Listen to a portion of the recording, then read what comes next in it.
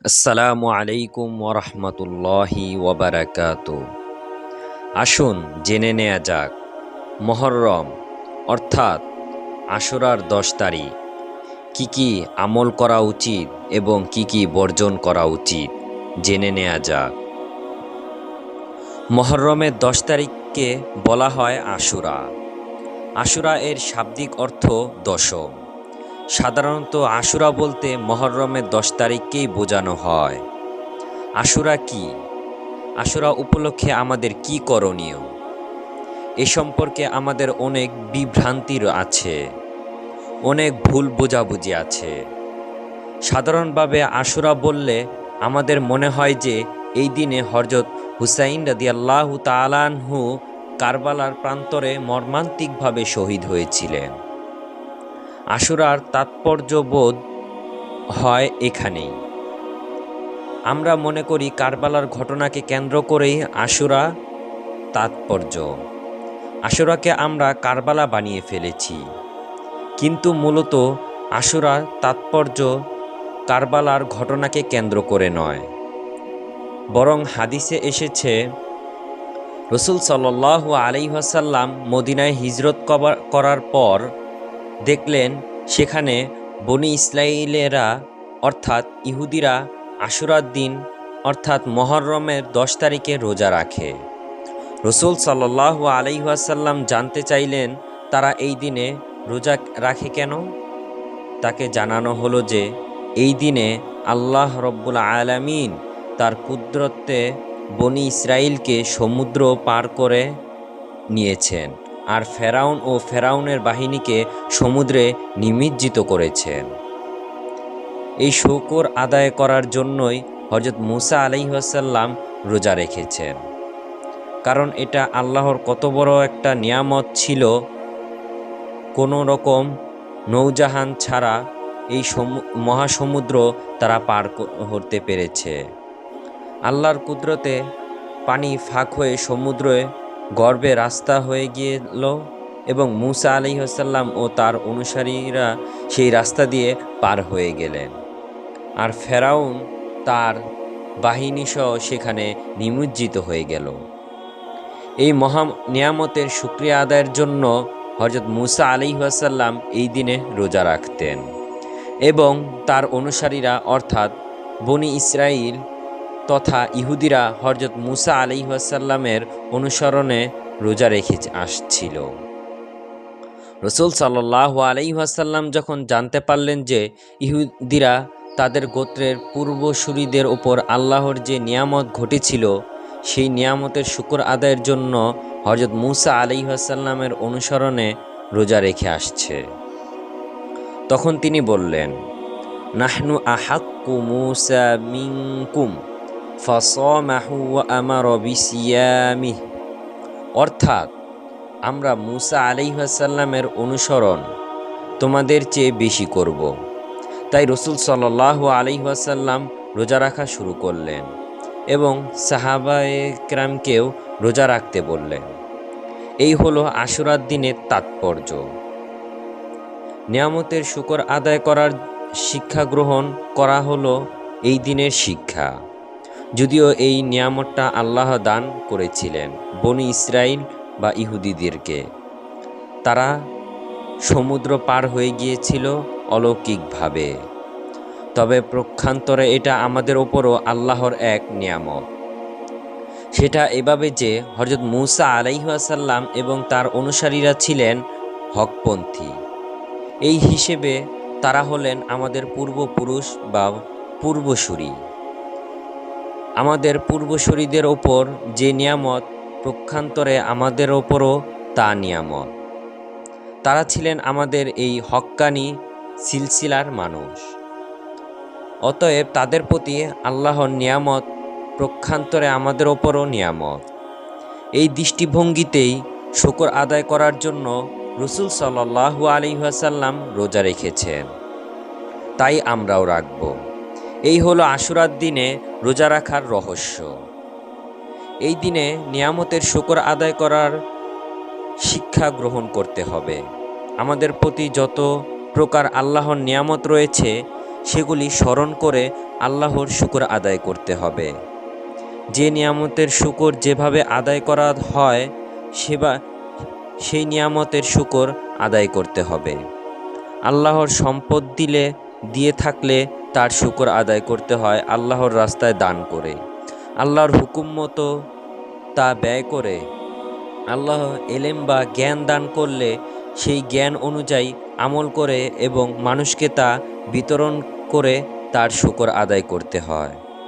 আল্লাহ অসুস্থতা দান করলে, সময় সুযোগ দান করলে থাকলে দিনের কাজে সেটাকে লাগানো হলো সেই নিয়ামতের শুকর আদায়। এগুলো হলো বিভিন্ন রকমের নিয়ামতের শুকর আদায় করার বিভিন্ন তরিকা। এভাবে আল্লাহ আমাদেরকে যত নিয়ামত দান করেছেন সেই সব নিয়ামতের শুকর আদায় করার মনোভাব সৃষ্টি করাই হলো আশুরার দাবি। রসুল সাল্লাল্লাহু আলাইহি ওয়াসাল্লাম এই দিনে রোজা রেখেছেন এবং রোজা রাখার কথা বলেছেন। তাই এই দিনে রোজা রাখাকে মুস্তাহাব বলা হয়েছে।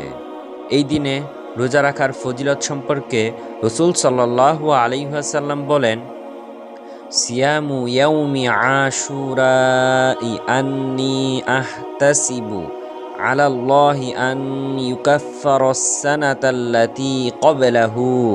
অর্থাৎ আমি আল্লাহর কাছে আশা করি যে আশুরার দিনে রোজা রাখলে পিছনের 1 বছরের গুনাহ মোচন হয়ে যাবে।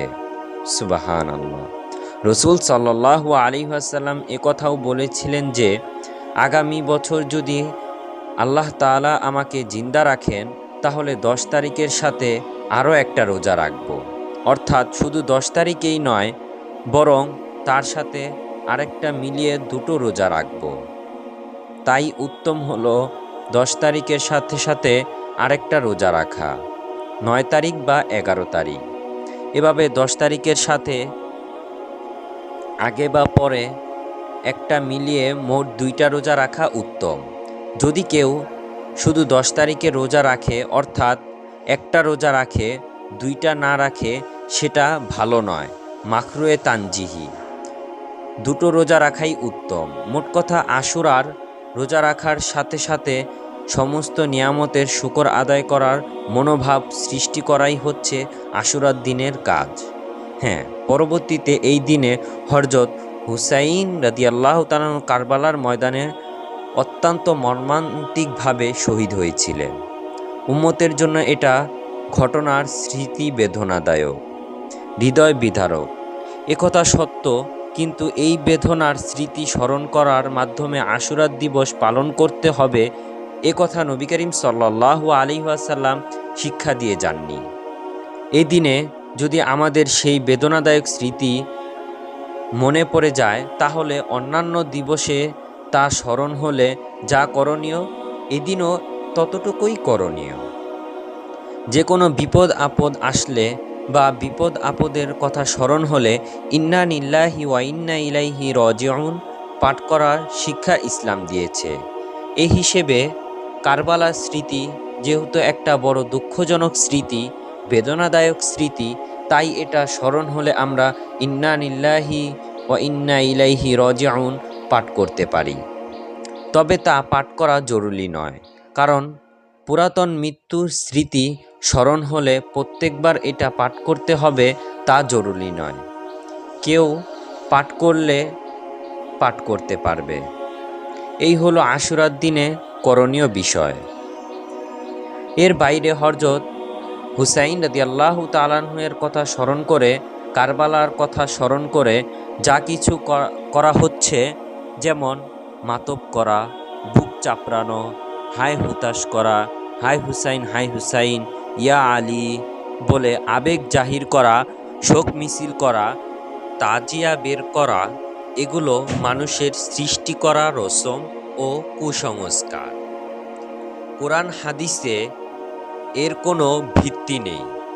কোনো সাহাবী থেকে এই সমস্ত আমল পাওয়া যায় না। বুজুর্গানে দিন এগুলো করেননি। শরীয়গণ যারা হযরত আলী রাদিয়াল্লাহু তাআলা আনহু এর অতি ভক্ত, তারাই এই সমস্ত শুরু করেছে। আর তাদের দেখা দেখি সাধারণ মুসলমানদের মধ্যে এগুলো চালু হয়েছে।